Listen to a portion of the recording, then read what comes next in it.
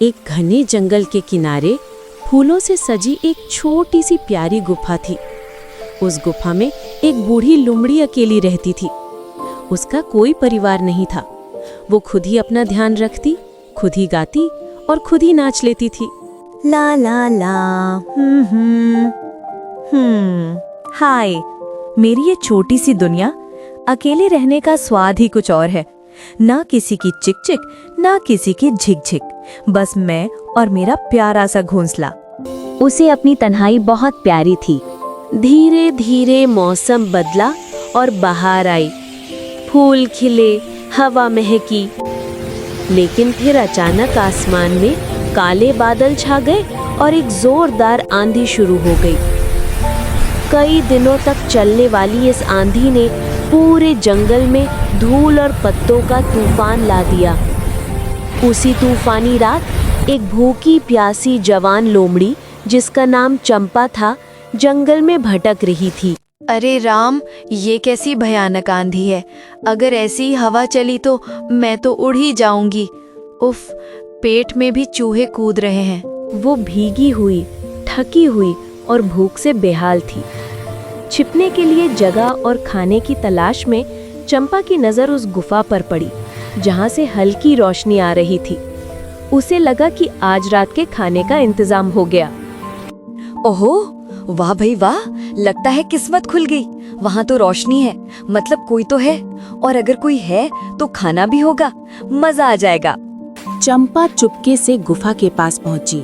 अंदर झांकने पर उसने देखा कि बूढ़ी लोमड़ी अपने खाने को तूफान से बचाने की कोशिश कर रही थी। ये छत की मिट्टी भी ना जब देखो गिरती रहती है, कहीं खाने में न गिर जाए। बड़ी मुश्किल से तो शिकार मिला है। तभी उसे चींटियों की चिप चिप चिप की आवाज सुनाई दी। बूढ़ी लोमड़ी इस आवाज से परेशान होकर बोली, अरे बाप रे, फिर शुरू हो गई ये। हर बसंत में इनका यही ड्रामा है, चिप चिप चिप।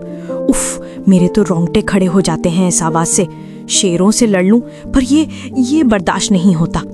बाहर छिपी चंपा ने जब ये सुना तो उसके होश उड़ गए। उसने सोचा, है ये बुढ़िया मुझसे नहीं डरती, पर चींटियों से डरती है। ये चींटियां कौन है भाई? अगर ये बुढ़िया शेरों से नहीं डरती तो जरूर वो चींटियां बहुत खतरनाक होंगी। Chip chip chip chip chip chip, मेहनत हम करते हैं, साथ हम चलते हैं। Chip chip chip. उसका डर और भी बढ़ गया जब चींटियों की आवाज तेज हुई। नहीं, आवाज तो बहुत पास आ रही है। चिप चिप, बाप रे, कहीं वो यहीं तो नहीं आ गई। चंपा कांपने लगी। तभी अचानक एक छोटी सी चींटी उसके पास आकर चहचहाई। हेलो, तुम कौन हो? चिप चिप, नमस्ते। चंपा ने जैसे ही उसे देखा, वो डर के मारे उछल पड़ी और चीखते हुए भागी। मुझे यहाँ से निकलना होगा, पर कैसे? वो आ गई। भागो, बचाओ, चींटियां आ गई, बचाओ। अब मैं नहीं रुकूंगी। भागो चंपा, जान बचाओ। बूढ़ी लोमड़ी को कुछ समझ नहीं आया। उसने बाहर झांका तो उसे दूर जाती हुई सिर्फ एक चीख सुनाई दी। वो हंसते हुए बोली, अरे ये क्या था? बाहर तो कोई भी नहीं है। लगता है बेचारी को मेरी चींटियों ने ही डरा दिया। बचाओ चींटियां! हे भगवान, डर भी क्या चीज है। उस दिन के बाद चंपा फिर कभी उस जंगल में नहीं लौटी। दोस्तों, इस कहानी से हमें ये सीख मिलती है कि डर हमेशा असली नहीं होता। कई बार हम खुद ही अपने मन में उसे बहुत बड़ा बना लेते हैं। इसलिए हमेशा सच को जानने की कोशिश करो, क्योंकि कभी-कभी हमारा सबसे बड़ा डर सिर्फ हमारे मन का एक छोटा सा भ्रम भी हो सकता है।